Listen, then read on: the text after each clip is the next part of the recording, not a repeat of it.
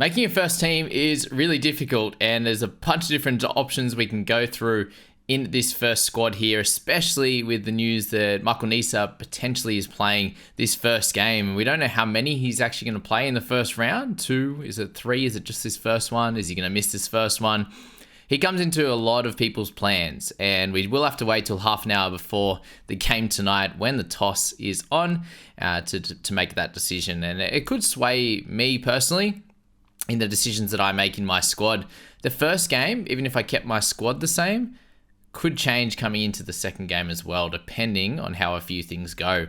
I've got Colin Munro here as my vice captain, and if I leave that on him, if I put it to Maxwell, one of those two, I could then decide after tonight's game whether I want to use him as the vice captain. I could then change my team to get a non-player in, a Chowdhury, one of those types of players there, and take that score, and that would then move Jai Richardson out of my squad, which could change things around as well. Alternatively, if Nisa is playing tonight, there's a good chance that I do move Jai Richardson to Nisa and change things around. But let's go from top to bottom to kick things off, and then I'll let you know a few of the changes that I could potentially make before round 1 tonight. I hope you guys are getting your squads together. I'm super excited for this first game. Wicketkeepers, Billings, McDermott. There are 2 at the moment. I think McDermott's a guy that we could comfortably have in our squads. Obviously, sometimes on the bench, sometimes as a playing player. And if he happens to find some form, we'll be quite happy to play him in those single game weeks. There's not, apart from round 1, we can't have everyone on a double. So we are going to have to play these single game guys. And if he can get anywhere close to sort of 140k of value, that means he's scoring somewhere in the mid-20s to, as a decent average there, which would be pretty cool.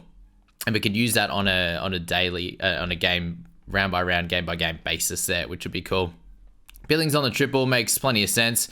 If we do need to keep him from, after round 1 and not be able to trade him, I think him having that dual position keeper bat is going to be okay.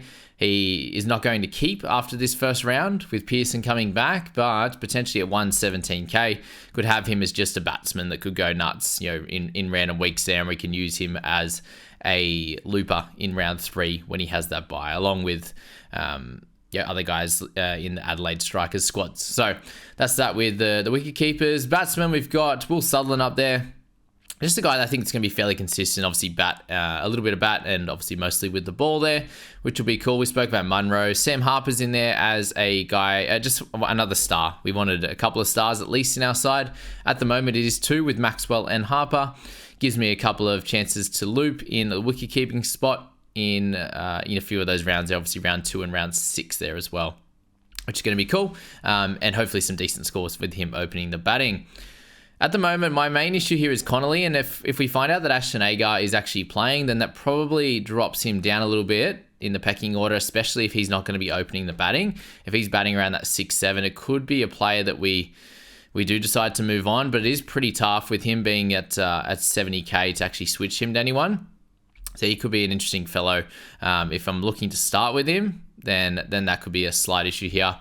If we find any more news over the next sort of 8 hours or into tomorrow about his role and if Ashton Agar's fit to play, then we can make a switch with that and either have him on the emergencies, which I'll speak about in a sec, or have him out of the side entirely. If he went to the emergencies, it would be, I think, for Darcy Short. You'll see down below I have a few strikers in my squad. Maxwell, obviously a clear VC option, I'd imagine, for a lot of teams there. Fraser McGurk looks like he'll actually get a bat fairly high up, especially in this first round with Quinton de Kock being away. So their batting lineup actually looks a little bit fragile in this first game, if we're being honest. Moving down to the bowlers, it looks fairly strong down here, in my opinion. Obviously, Richardson as my potential captain, depending on how things go with our man Munro tonight. Otherwise, as I said, Nees is the other option to come in. We also have other options in Tom Rogers if we wanted another Renegade in there. And how I was thinking of playing this is if Nisa happens to be playing, I could bring Nisa in. I could drop Wes Agar down to Payne, so that would be 10k down from that scenario there. I also have the option of moving on from like a Richardson to a Stoinis to free up a little bit of cash too. And then I could potentially go up from a Darcy Short or a Connolly to a Joe Clark. It would leave me with a lot of Renegades. The easier option would be to leave things as they are with Agar, for example. And then, I could just use that extra, that 10k cash that I didn't need to drop down to, and just get Stoinis as well.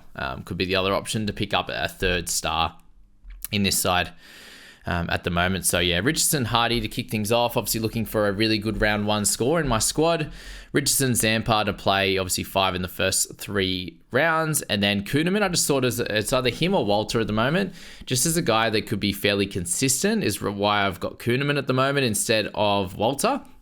Just with Walter, we're not sure how he's going to look. I was looking at a bunch of clips from him, sort of when he's taken some wickets and hit a few big bombs over in the Vitality stuff in England, and he does look like a fairly solid, change it up kind of bowler, which is cool. Can bowl a heavy sort of ball at some points as well, but does go for a few runs in amongst some of the good bowling he does, and then can hit some big bombs there. The question's going to be, how many bowlers are they going to start tonight? And if there's only 4 and then him as the 5th, then, it's going to be hard to pass up on Walter, just because there's a good chance that he would bowl sort of that 3 to 4 overs if they don't have someone to back up. Like they don't even have a Renshaw or something like that this first couple of games to be able to come in and bowl a few offies. So let's see how that team lines up, and I'll probably make that decision between Walter and Kuhneman tonight, just because I'm thinking I want the 3 heat at some point there. So that's where we're looking with those 5 guys, and then I'm sitting there with Wes Agar and Manenti on my bench, and that leaves me with 3 strikers heading into round 2, which I think is going to be pretty important, and it does allow me to try and get to probably 5 strikers. I think is going to be fair. So getting 2 more, whether it's a Chris Lynn and a David Payne or Thornton or any of these types of guys up top that they're going to be their best scorers there to put all 5 of those guys as a double, and go from there. But that's where the other one, if I did decide to remove Darcy Short, it would still leave me with the 2 strikers, and if everything goes right in the starting team, I could get rid of 3 guys straight to 3 strikers, or I could go 2 and then pick up another sort of gun player looking towards maybe a round 3 or a round 4, whether it's a Thunder guy that could come in and play a couple of good single games, and then be ready for that double in round 4, whether that's a Daniel Sams or something like that. I can kind of leave that open with the price of a few of these guys. Obviously, if I traded Richardson, Hardy, and a Munro, that's a lot of money to get to Matt Short, one of those other guns, and then potentially Daniel Sams or something like that could work out in round 2 pretty comfortably. But the other big thing here, guys, is what we're looking at is guys that we're looking to be trading out in round 2, and that would be our Heat players. I think McDermott will be staying for the entirety of the season, most likely. They have their double in round 7, so by the time it gets near the end there, we'll probably want to keep him anyway, and he can just be a regular guy that we could fall back on if we need it. So Billings, Munro, and Kuhneman, the 3 Heat guys that are less important after round 1 until it gets later on in the season when they have their next double. But before that, they're not super relevant. And then obviously Connolly, depending on how he plays, if he becomes that good rookie, then he will be the guy that stays on my bench, and he can be a looper in round 4 and 5, make us some cash and do a good job. It'll be between Billings, Munro, Kuhneman, Richardson, and Hardy. And I've kind of put in my plans that I think I'm happy to hold 2 Heat, given that a couple of those guys could be used as single game players, as solid options, and they're all likely to play for the entirety of the season. The 3 guys that I have, whether it be Walter as well. Leave 2 in there, and that's going to be fine for single games. They have their bye in round 3, which we can use to loop, and then they have a double in round 6, I believe. So all those guys could be used for that, and I don't have to worry about getting too many more guys in my squad from the Heat or from anyone in that double in round 6, because there's a few teams on that double. So if I were to trade 3 of those guys out, that leaves me with 2, whether it was Richardson, Hardy, and one of the Brisbane Heat guys, leaves me with 2 Heat guys, and it could be Kuhneman and Billings, it could be Munro and Billings, could be Munro and Kuhneman, however that works. If I leave Billings in there, he's that looper in round 3, which could be helpful in that wicket keeping position, considering I have a couple in Harper and also McDermott that I could make decisions with. But likely in that round 3 anyway, we're going to have Harper on the double, given he has the Harper in the starting team, given he has that double anyway. So Billings probably is going to be less important, I'd say, at that point, just for that reason that we're likely to be playing Harper over McDermott anyway. unless we pick up a Joe Clark and we could do a looper between Harper and Joe Clark, or I'd be likely playing them in one of those guys in the batsman slot anyway. So I think Billings is less important. If I were to do it as it is right now, that could be the play at the moment. Obviously, the main issue I'd say with this side right now is if Cooper Connolly doesn't get the role that he's after, then he's a player that we might need to move around, whether he's out of the team completely, and I use Wes Agar's money for Joe Clark straight up, or I change things around, obviously with Richardson, or both Richardsons potentially, or Richardson straight down, Connolly straight up to any of those types of players there. We're looking at a Stoinis could come straight in, I'd imagine, with that. If I went Richardson to Tom Rogers is another option. Obviously, it gives me a lot of Renegades players, especially if I'm looking at Joe Clark like we were talking about. So there's definitely a few options in there. What the funny thing was, I was making those changes, right? I put Connolly on the emergencies. I got Joe Clark in, and that was with Richardson going down to Tom Rogers. And then I had Wes Agar down to David Payne, gave me the extra 10K. And that allowed, Joe Clark to be in that starting side. It was Tom Rogers in there instead. And basically my projected rounds one score went from 1281 down to 1141, which is pretty crazy in that one, that's for sure. If it did change things as well, obviously Richardson could go down to a Stoinis as well. But if he stayed the same, and I did make those two changes in Tom Rogers and Joe Clark, it would mean I had 6 Renegades. And the hard thing with them is I actually have I think they have a fairly tough opening round with the Sydney Sixers in the second game of the round there at the SCG. So a home game for Sydney, and then home for the Renegades, and second one, but up against the Perth Scorchers, Sydney Sixers and Perth are always the two best sides in the competition, pretty much, and I think Perth have the best. So yeah, it's a very very tough start, I would say, for the Renegades, and even just popping in their batters in like a Joe Clark. Sixers bowling lineup's great, Perth's bowling lineup's great, so probably means the guys like Will Sutherland are definitely going to get a chance, even like a Kane Richardson at the back end having a bit of a slog, but yeah, it's just a team to be wary of in that first game that, they could get, they do have a couple of tough ones coming up with that one there. Let me know how you guys are looking at with your squads at the moment, because I think for at the start here, 3 heat I think is pretty fair. 3 to 4 you could get away with, but I think if you went 4 heat, you probably have to drop down on your sixes, like your Tom Currans. You might have to drop down one of your Scorchers and pick up another star, whether it's a Stoinis or something like that.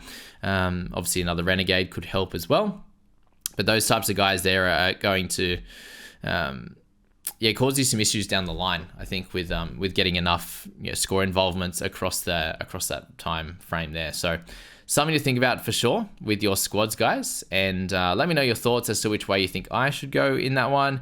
Are you basing a lot of your changes on how things look in this first game tonight? And if you are, let me know in the comments. I'd love to hear from you guys. Love to help you out if you have any questions on your teams coming into round one.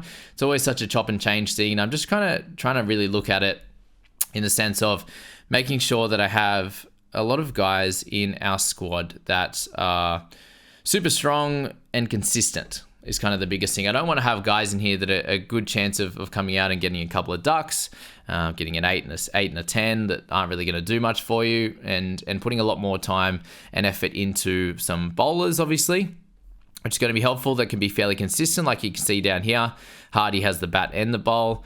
Same with Sutherland. Maxwell, the same there. Munro has 3 games to do it. Billings has 3 games to do something, even though they're both kind of bat only. Billings with some keeping. And then you got Harper as a keeper there, opening the batting, gets 2 cracks at it and has a really good draw.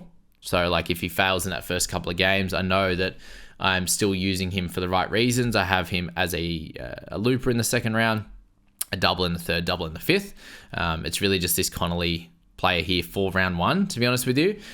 But that, I suppose, can be easily changed if things come up in that one. But the main issue with them is the fact that they play their first game in the 4th matchup there. So 6 teams have already played out of the 10 before that all happens. Sorry, before the 8 out of the 8 before that all unfolds for him. So we kind of need to find out a little bit more information, I think, before we make any of these decisions. But that's my squad, guys. Let me know your thoughts, and we'll catch you in the next one.